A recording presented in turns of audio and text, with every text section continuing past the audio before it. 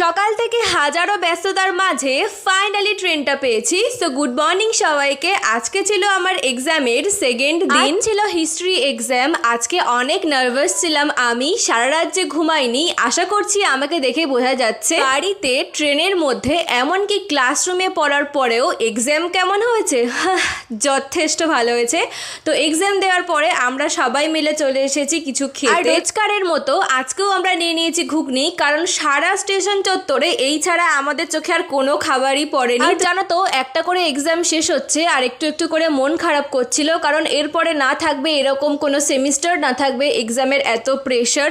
আমরা একদম কলেজের লাস্ট পর্যায়ে চলে এসেছি। তো ট্রেন থেকে নেমে সবাই সবার ফেভারিট আইসক্রিম নিয়ে নিয়েছি, আর আমার ফেভারিট ছিল এই ইয়েলো কালারের ম্যাঙ্গো ফ্লেভার আইসক্রিম। মন খারাপের মাঝেও আজকে একটা স্পেশাল আনন্দের দিন ছিল, যার জন্য আমি এক্সামের পরে চলে এসেছি মিয়া মোড়ে কেক নিতে। তো তোমরা গেস করে বলো তো আজকে আমার স্পেশাল দিনটা কি, যেটা এত মন খারাপের মাঝেও আমাকে আনন্দে রেখেছে।